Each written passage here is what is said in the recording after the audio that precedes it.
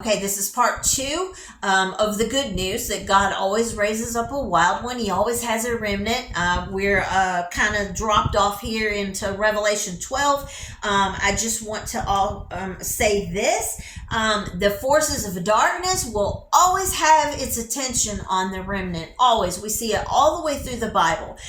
We saw that with, Elijah. We saw it how, the enemy kept his attention on Elijah. We see it with Jesus Christ, with his followers. We see, we know that they were, martyred, killed for following Jesus Christ. And, I have a hard time understanding why believers today want to run around and say that,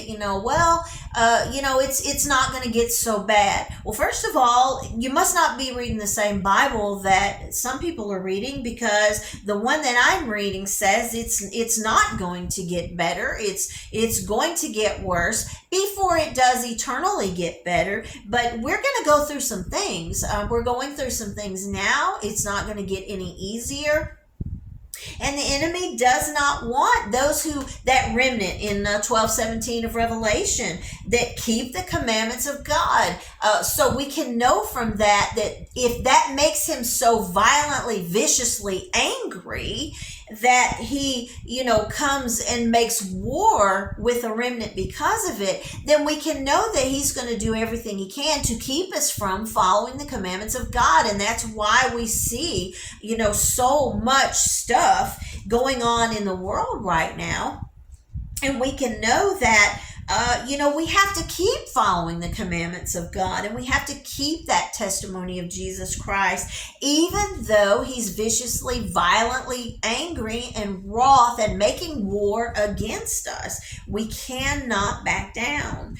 So how do we continue? How do we remain? How do we stay with Jesus and continue following the commandments? Well, one of the things we've got to do is continuously stay in the Bible. We have to study. If we're not studying, if we're just depending on the pastor on Sunday morning to preach us a little sermon and, pat us on the back and say, good job this week, and send us on our way, we're probably not going to be making the enemy too mad, but we're not going to be able to withstand when we do. And that's important. We have to be able to stand. We've got to remember this. The spirit of Antichrist is continuously watching our development. He's watching to see, are they getting stronger? Is my plan working? Am I making them weaker? Are they getting more outspoken? Are they studying more? What about their prayer life? Oh, he'll definitely be looking at your prayer life. Are they praying? If he can draw us away, I'm too tired. I can't talk to God tonight. I just need some sleep. Or I can't pray today because I got to take my kid to the ball game. Anything he can do to keep us out of a prayer life. It is a powerful tool of the enemy.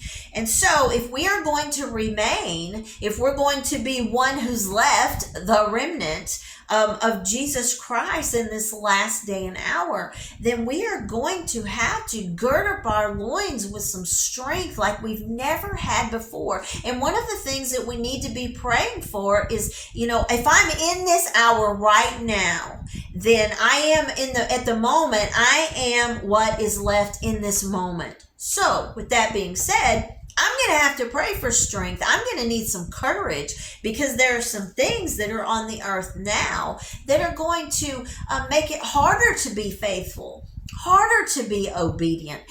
In Noah's time, and we're going to jump into all of that, it wasn't easy for him to be a wild one, a remnant, one who was left, one that could be chosen, handpicked by God, because there was so much going on around him. It wasn't easy to remain in holiness and righteousness. We draw these sweet little pictures of Noah and his little ark, and it's so beautiful. No, the whole world was gonna die, and God had just told him this.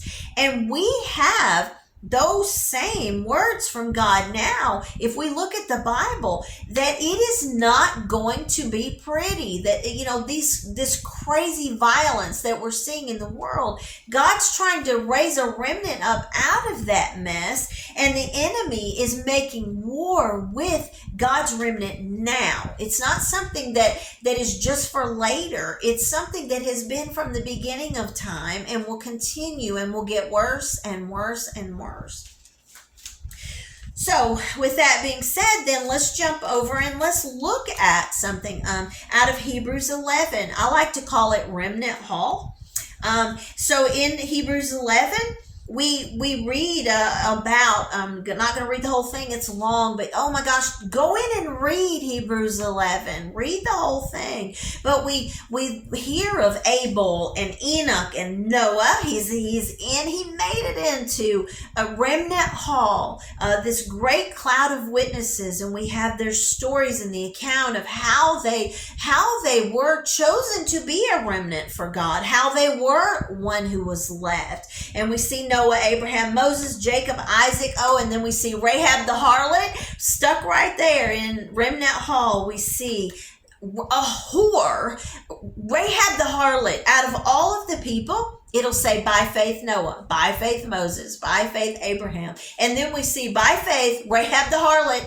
He wanted to remind us that out of what we would deem the worst possible kind of person that could be on the planet, he was saying, out of this one that did all of this for me, my son will come out of that seed. So we see all of these people that made up a remnant in that time. And then we're going to see what they went through. If you're in a remnant, if you're part of the remnant chosen, handpicked by God, these are some things you can look forward to. So this is where it's not so much the good news. Hebrews 11:33, who through faith subdued kingdoms, wrought righteousness, ordained promises, stopped the mouth of lions, that's good, quenched the violence of fire, escaped the edge of the sword, out of weakness were made strong, waxed valiant in fight, turned to flight the armies of the aliens, women received their dead, raised to life again, and others were tortured, not accepting deliverance, that they might obtain a better resurrection. And others had trial of cruel mockings and scourgings, yea, moreover, of bonds and imprisonment. They were stoned, sawn asunder. This is where this doesn't look so great. But here we have, this is why they were able to make it into the remnant. This is why they could be chosen to be one who was left, because they endured these things. Trials of cruel mockings, scourgings, bonds, imprisonment. They were stoned, sawn asunder. They were tempted. They were slain with the sword. They wandered about in sheepskins and goatskins. They were destitute, afflicted, tormented, of whom the world wasn't worthy. They wandered in deserts and mountains and dens and caves of the earth. And these all, having obtained a good report through faith, received not the promise, God having provided some better thing for us, that they without us should not be made perfect. Now, what does that mean? That means these people in Hebrews 11, in their name, they went through hell on this earth. But they were left, out of all the wickedness that was around, they held firm, they stood firm, they were blameless, they were righteous, they kept their faith, they were courageous, they walked with God, they talked with God, they didn't give up, they didn't give in, they didn't back up, they didn't give over, they didn't stop, they didn't turn their back on God. And because of that, because they were those kinds of people in Noah's day, because we have here Noah, the Bible says, as it was in Noah's day, so shall it be. So what happened in his day? What happened in the Bible? What happened to these people? These people were cut in half. They were put in prison. They were tortured. They were beat, stoned. They were cut with a sword. They were sawn in half with swords. They were in sheepskins, goatskins, meaning they weren't out there having this life of luxury and comfort. They were destitute, afflicted. But then it says something so important. We say, oh, well, yeah, that's in the Bible days. Okay, well, let's see what it says about the remnant. It says, the world wasn't worthy of these people. They wandered in deserts, mountains, and caves. But all of these, they obtained a good report through faith. But it says, God, having provided some better thing, they without us shouldn't be made perfect. What that means is God wasn't finished building his remnant. He wasn't finished. All of these things that happened to these people in this hall of faith, God said at the very end of that, even with all of this, I'm not finished yet. I'm not finished yet. I still am building my church. I'm still building a remnant. I'm still building and calling an army and equipping them. I am calling you to make the enemy wroth, to make him so mad that he wants to cut you in half, that he wants to saw you asunder, that he wants to set you on fire, cut your head off, make your life a living hell any way he can do it. That's what God wants of us. He wants us to be that committed, that devoted. He wants our full commitment and devotion to be toward what? His commandments, his commands, and Jesus Christ, the Lamb slain from the foundation of the world. So let's look at this. So if we have this calling, if we have this citizenship, if we are to be in a kingdom, God's kingdom, right now we are exiled in a world that's screaming for us to turn our back on all of that. So what do we do? So let's look at 1 John 2. Love not the world, neither the things that are in the world. I'm in verse 15. If any man love the world, the love of the Father is not in him. For all that is in the world, the lust of the flesh and the lust of the eyes and the pride of life is not of the Father, but is of the world. And the world passes away and the lust thereof, but he that does the will of God abides forever. So what does that mean? That means that we cannot turn our back on God, on his commandments, on Jesus Christ, on our testimony of Jesus Christ to follow after the world. And that is not going to be any easier for us today as it was for Noah. We draw this pretty picture of it being an easy thing. There's no way that could have been easy. Is it easy for you living in the world now? It's not easy for me. The world sucks. People are mean. People are wicked, and there's lawlessness, and there's so much evil, and we're going to dig into all of that. But the good news is, again, before we go into all the ugly, let's just talk about the good before the bad and the ugly, and that is this, that as it was in Noah's day. So when we talk about Noah's day and the world being like now, like it was in Noah's time, the good news is that God was able to find one man. He was able to find one man who he could say was blameless, righteous, would listen to him, someone who was talking to him and someone who was listening to him. Can I tell you this, that in Revelation 12:17, when it speaks of this remnant keeping God's commandments and the testimony of Jesus Christ, can I tell you that the hopes and dreams of heaven is counting on somebody now to be the one who's left, to be a remnant, to stand firm, to keep those commands, to follow Jesus Christ. Even if we're over here getting, the Hebrews stuff, stoning and being sawed in half and out in caves and running for our life and terrified and scared to death. And eventually we know the Antichrist will come upon the scene. There will be a mark of the beast. It's being implemented right now.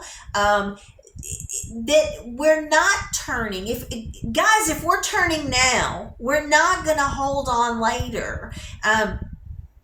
We have to get in our Bible. We've got to study. We've got to pray. Again, we've got to be like Noah. That, as it was in the days of Noah, it's not just talking about the bad, wicked, horrible things that happen. When it's comparing, that the world will be like that now, God doesn't leave anything out. So there's got to be at least one righteous man. There has to be one blameless man. There has to, because God made the comparison. As it was in Noah's day, so shall it be.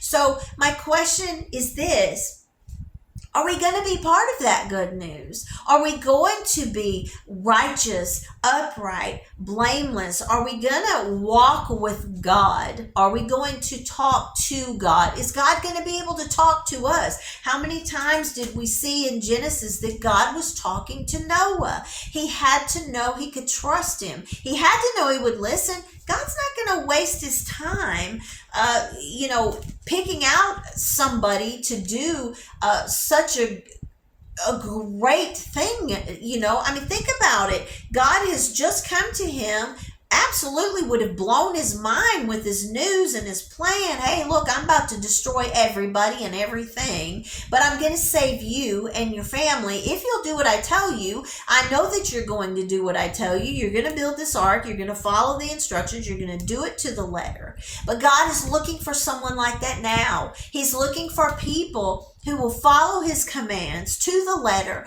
who will do everything that this book says, not just pick out what we want to pick out and just do what's comfortable and the things that we like, but then not do the other things. God's looking to build a remnant now. The good news is there is a remnant. There is a remnant. God always raises up a wild one. He raised up Noah in his day, and he is raising up people now. He is raising up voices. The question is, are we going to be that voice? Are we going to be a one who can be handpicked and chosen by God? Are we going to be someone that God can trust to tell, his plans to, and just know that we're going to do what he says, even if it's weird? Come on. They'd never seen rain. It wasn't, go build a boat this big. We're going to put all these animals in it. That's a lot of work. That's a lot of trouble to go to. It was wild. It was a bizarre plan. Why do we think that God's plans now are going to be any different? He said, as it was in Noah's day. So a couple of things we can pull just from this is that God always raises up a wild one. He raised up Noah in Noah's day. He's raising up wild ones now. The other thing that we can know is it's going to be weird. What he said in Noah's day was weird. What he's telling us now is weird. Some of the things that he is raising up his people to do right now are just as bizarre as Noah building a boat and trying to tell people for 120 years while he's building this big boat that it's going to rain. They thought he was out of his mind. They're going to think the same of us. They already do. The enemy becomes wroth because we keep the commandments of God, and people who follow the enemy are going to become viciously, violently angry. But God has to know that he can trust a few, a remnant, those that are left, and those that will be with him in eternity in the end of this thing. The remnant, the chosen, hand-picked. I can trust you. I know I can talk to you. You're not going to cast me off as being a crazy God. You're just going to get out there and do whatever it is I'm telling you to do. The remnant that the enemy is making war with now. So we're going to start this series with that.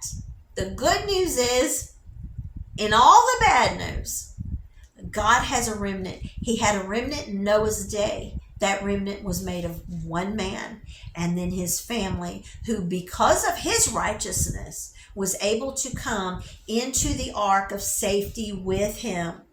and be protected and be preserved. And then after they came out of that ark, out of that flood, they survived something. We're going to use that a lot.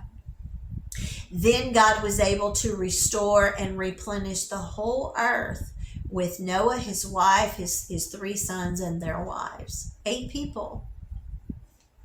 The question is, if God had a remnant of 8 in Noah's day, and he says, as it was in Noah's day, so shall it be in the end. Are you part of the 8? Are you even one? That's our question. Am I one person that God can talk to, that he can trust me? Am I a person that is walking with him, following his commandments, keeping the testimony of Jesus Christ pure and blameless, and keeping a voice? Am I, are you, are we part of the remnant? Because we're not going to change God's word. He says, as it was in Noah's day, so shall it be in the end. So the question is, for the good news, are we part of that remnant? Are we someone God can trust with his plans?